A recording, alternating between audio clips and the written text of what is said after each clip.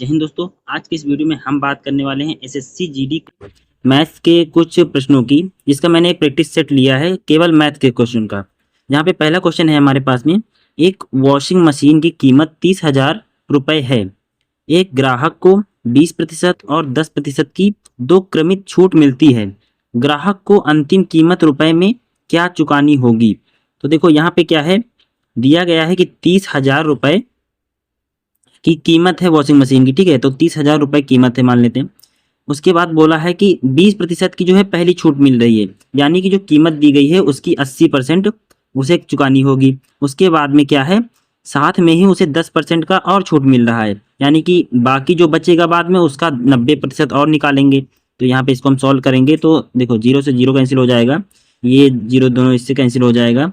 इधर अगर इसका गुणा कराएं तो 9×8 = 72 हो जाएगा, 72।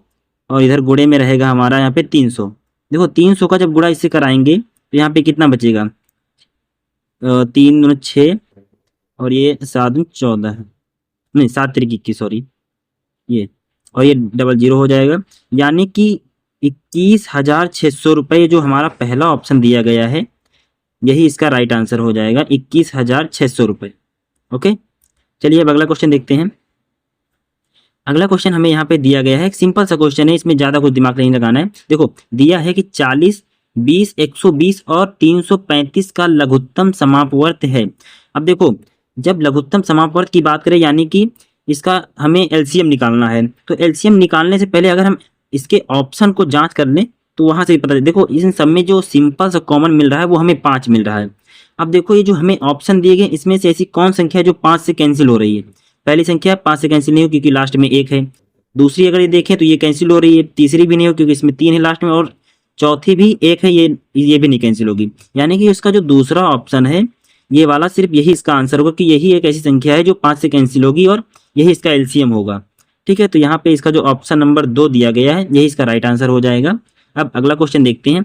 अगला क्वेश्चन हमारे पास में दिया गया है, मुकुंद 5400 और सचिन 9400 की राशि समान वार्षिक साधारण ब्याज दर पर निवेश करते हैं। यदि 5 वर्ष के अंत में सचिन को मुकुंद से 960 रुपये अधिक ब्याज मिलता है तो वार्षिक ब्याज दर प्रतिशत में ज्ञात कीजिए। यानी कि हमें यहाँ पे क्या है, वार्षिक ब्याज दर पता करना है। अब देखो साधारण ब्याज का फॉर्मूला, ये साधारण, हाँ साधारण जो वार्षिक साधारण ब्याज होता है इसका फॉर्मूला क्या होता है? फॉर्मूला ये होता है कि जो हमें मूलधन दिया गया है, माने कि यहाँ पे मूलधन पहले बड़ी संख्या लगेगी, क्योंकि सचिन में से मुकुंद ने घटाया तभी उसको मुकुंद को इतना फायदा हुआ ना। तो सचिन का जो ब्याज आएगा और जो मुकुंद का ब्याज आएगा, इन दोनों का जो डिफरेंस है वो 960 रुपये है, इतना समझ लो। तो जैसे हम अगर सचिन का पहले निकालते हैं तो ये है 9400 हो गया। उसके बाद ये कितने साल के लिए है? 5 साल के लिए। और ये कितना % पे है, कितना इसका ब्याज है, ब्याज दर है। तो ब्याज दर हमें पता नहीं है तो हम उसको आर मान लेते हैं। ठीक है, और ये हमारा अपॉन में आ गया यहाँ पे 100। और इसका अगर हम माइनस करते हैं कितने से, ये 5400 से, यानी कि 5400 जो हमारा दिया गया है पहला मुकुंद का मूलधन। उसके बाद इसका भी टाइम 5 साल है, और यहाँ पे जो ब्याज दर है वो भी आर ही है, और इसका भी हम अगर बटे में करते हैं 100, तो ये हमारा आ रहा है बराबर का, यहाँ पे दिया गया है 960। ठीक है, 960 ये हमें बराबर में दिया गया है। यहाँ पे जगह नहीं तो मैं इसे नीचे लिख दे रहा हूँ। अब यहाँ पे देखिए, इसको ऊपर जो समीकरण को जब सॉल्व करेंगे तो देखो कैसे सॉल्व करेंगे। यहाँ से 2 जीरो से कैंसिल हो जाएगा, इधर ये 2 जीरो इससे कैंसिल हो जाएगा। यहाँ पे बचा देखो कितना, 94×5 × R, और इधर बचा है 54×5 × R। यहाँ से क्या करेंगे, 5 को कॉमन ले लेंगे। ठीक है, इसको मैं कैंसिल करके एक साथ लिख रहा हूँ। अब देखो यहाँ पे क्या किया हमने, 5 कॉमन ले लिया ऊपर, यहाँ 2 से लिखते हैं, 5 कॉमन ले लिया तो हमारा बचा क्या है, इधर बचेगा 94×R माइनस का 54 और गुणे का R। ठीक है, और इधर ये इक्वल टू बराबर है 960 रुपये के। अब देखो यहाँ पर क्या है, जो दोनों में इधर 5 हमें कॉमन मिला था, इसको हम इधर भेज देते हैं इस साइड में और इससे डिवाइड करवा देते हैं। तो ये हमारा इधर कितना बचेगा, यहाँ पर इसको जब काट देंगे ये 5 इधर से हट जाएगा, इधर आ जाएगा, तो ये कैंसिल करेंगे, हो जाएगा 5 एक बार गया, उसके बाद ये 4 9 बार और 2 बार, यानी कि 192 बचेगा।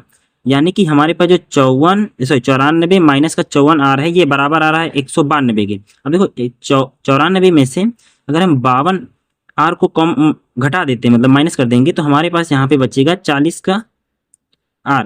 ये बराबर है हमारा 192 के। अब यहाँ से देखो आर की वैल्यू निकालेंगे, यानी कि 40 को इधर भेज देते हैं। तो यहाँ पे देखो इसको कैसे करके इधर लिख देते हैं, माने कि आर बराबर 192 बटे में हमारा आ गया 40। अब देखो 4 से इसको पहले कैंसिल करते हैं, 4 ये 10 बार चला जाएगा, उधर ये 4 बार हो जाएगा, 4 चौक 16, उसके बाद बचा 3 32, 4 अट्ठे 32। अब देखो नीचे 10 है, ऊपर 48 है, जब 10 से इसको कैंसिल करेंगे तो बीच में दशमलव लग जाएगा, यानी कि ये 4.8 इसका जो वार्षिक ब्याज दर होगा यही आएगा प्रतिशत में। वार्षिक जो ब्याज दर है, यानी कि ये ऑप्शन नंबर, हाँ ये पहला जो है यही वाला इसका राइट आंसर हो जाएगा, 4.8। अगला क्वेश्चन देखते हैं। अगला क्वेश्चन है हमारे पास में यहाँ पर, एक व्यक्ति ने, एक मिनट, हाँ, एक व्यक्ति ने एक वस्तु 216 में बेची, उससे उसे 20% का लाभ हुआ। वस्तु का मूल्य रुपए में था, मतलब वस्तु का कितना मूल्य था जिसको उसने 216 में बेचा तो उसे 20% का लाभ हुआ। मान लेते हैं कि वस्तु का मूल्य x रुपए था, ठीक है, उसे x रुपए की वस्तु पर 20% का लाभ हुआ, यानी कि 120 रुपए, 120% निकाल लेते हैं, ठीक है। ये कितना लाभ हुआ है, 120% लाभ हुआ, यानी कि वस्तु का 120% बराबर है जो उसने जितने में वस्तु को बेचा है 216 रुपए। अब यहाँ पे इसको सिंपल से सॉल्व कर लेंगे, इसको अगर सॉल्व करते हैं ऐसा हो जाएगा, यहाँ पे 0 से 0 कैंसिल। अब x से देखो x बराबर यहाँ पे हो जाएगा हमारा 216 गुणे में 10 हो जाएगा, और ये बटे में इधर अपॉन में आ जाएगा 12। यहाँ पे अगर हम कैंसिल करें, यहाँ पे 12 है, यहाँ पे अगर हम कैंसिल करते हैं, ठीक है, तो देखो ये 6 हुआ, 2 से कैंसिल किए, और इधर ये हमारा हो जाएगा 2 0 और 8, ठीक है। अब इधर देखो यहाँ से अगर हम इसको 6 से कैंसिल करते हैं तो 6 एक बार गया, इधर ये 6 से करेंगे तो 6 एकम, और इधर बचा है 4 48 हो जाएगा, यानी कि 6 अट्ठे हो जाएगा, और इधर का एक जीरो, यहाँ पे एक जीरो लग जाएगा, यानी कि 180 हमारा जो मूल्य आएगा वस्तु का वो 180, यानी ऑप्शन नंबर जो बी है ये इसका राइट आंसर हो जाएगा। ओके, यहाँ पे जी जो बी नंबर, सॉरी दूसरा नंबर जो ऑप्शन दिया गया है यही इसका राइट आंसर है, वस्तु का मूल्य 180 रुपए था। अब अगला क्वेश्चन देखते हैं। अगला क्वेश्चन यहाँ पे हमें दिया गया है, देखो 400 चाकू 1260 प्रति सैकड़ा की दर से खरीदे गए, यानी कि 1260 रुपए में उसने 100 चाकू को खरीदा इस हिसाब से, ठीक है, और 860 रुपए के लाभ पर बेचे गए। प्रति दर्जन चाकू का विक्रय मूल्य रुपए में ज्ञात कीजिए।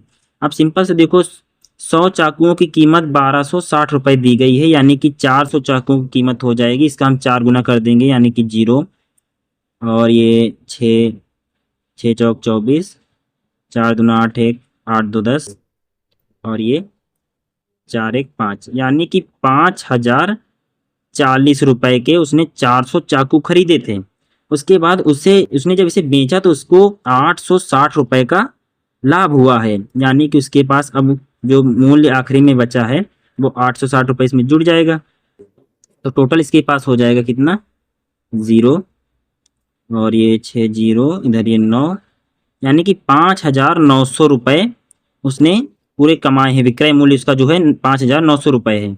अब यहाँ पे बोला गया कि जो 5900 रुपए है इसको प्रति दर्जन के हिसाब से बताया ना, प्रति दर्जन चाकुओं का जो विक्रय मूल्य है वो कितना है, क्योंकि ये तो 400 चाकुओं का मूल्य आ गया है, यहाँ पे हमें बताना है प्रति दर्जन। तो देखो इसको क्या करेंगे, 400 से हम डिवाइड कर देंगे तो एक चाकू का मूल्य आ जाएगा, और उसका गुणा हम जब 12 से करा देंगे तो एक दर्जन चाकू का मूल्य आ जाएगा। यहाँ से देखो 0 से 0 कैंसिल हो जाएगा, और ये 4 का एक बार, और ये 4 का 3 बार हो जाएगा।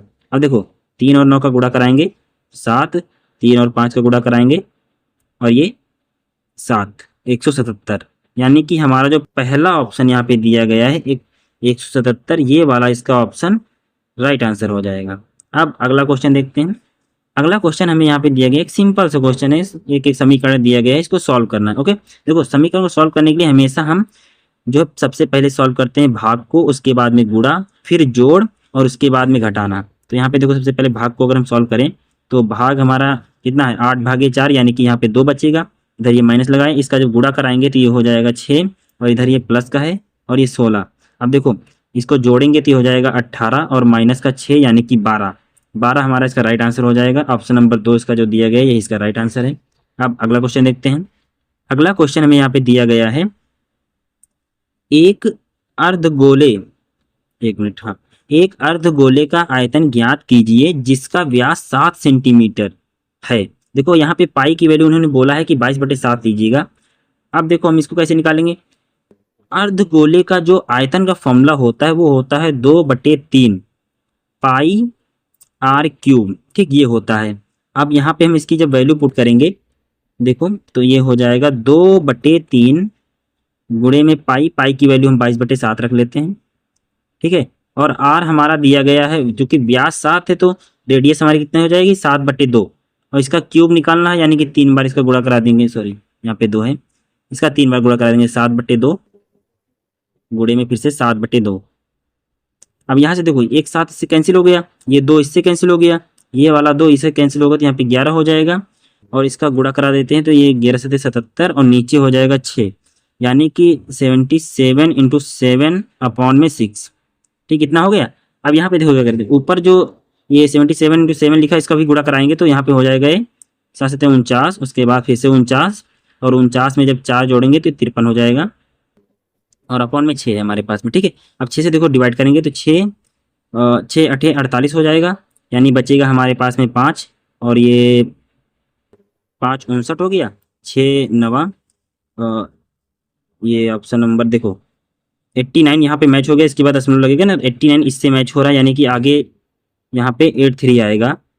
इसको सॉल्व करें ना करें, यहाँ पे हमारा ऑप्शन मिल गया यहीं से, तो ऑप्शन नंबर जो 3 है इसका यही राइट आंसर हो जाएगा। 89.83 जो इसका ऑप्शन है वही इसका राइट आंसर। अब अगला क्वेश्चन देखते हैं। अगला क्वेश्चन फिर से एकदम बहुत ही आसान क्वेश्चन है ये। देखो इसमें पूछा गया है, यदि x का 2% 324 है तो x बराबर है, यानी x की वैल्यू पता करनी, तो सिंपल से निकाल लेते हैं। x का 2% यानी कि 2/100, ये बराबर दिया गया है हमें 324, बस इसको सॉल्व करना है।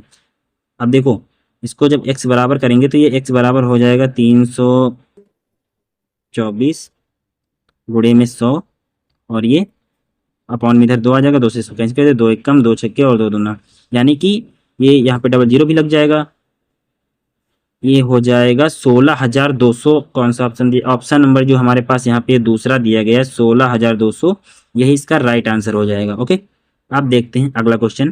देखो अगला क्वेश्चन हमारे पास दिया गया है, सॉरी ये क्वेश्चन जो हमारे पास अगला आया है ये सेम हो गया है, अभी हमने कराया था यहाँ पे, ये 2 बार हो गया है, चलो इसको हटा देते हैं।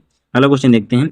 अगला क्वेश्चन यहाँ पे दिया गया है, ये भी एक इक्वेशन दी गई। इक्वेशन देखो हमने भी बताया कि सबसे पहले करते हैं भाग, उसके बाद गुणा, फिर जोड़, फिर घटाना, लेकिन उससे भी पहले होता है हमें जो ब्रैकेट दिया होता है उसके पहले का सॉल्व करते हैं। तो यहाँ पे देखो हमें जो ब्रैकेट दिया गया है तो सबसे अंदर जो है हमारे पास ये संख्या दी गई, तो इसको सॉल्व करेंगे तो 16 में से 12 गया 4, और 4 का जो 2 से डिवाइड करेंगे तो यहाँ पे हो जाएगा ये 2, ठीक है।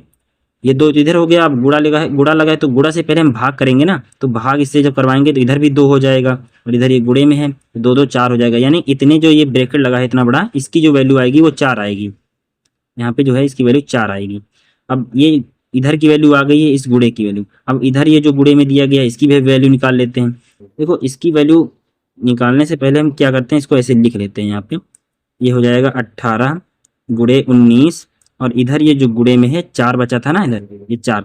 अब यहाँ से देखो सबसे पहले हम क्या करते हैं, इसका जो इकाई का अंक है उसका गुणा करा के देखते हैं कि ऑप्शन में किसी से मैच हो रहा है। देखो 8 और 9 का जब गुणा कराएंगे तो 72 आ जाएगा, यानी कि एक जो इकाई का अंक बच रहा है वो 2 बच रहा है, और 2 और 4 का जब गुणा कराएंगे तो 8 आ जाएगा, यानी इकाई का अंक 8 होना चाहिए। तो 8 देखो इन चारों ऑप्शन में से जो चौथा ऑप्शन हमारे पास में दिया गया है इसी में, यानी कि जो ऑप्शन नंबर 4 है यही इसका राइट आंसर हो जाएगा, 1368, ठीक है।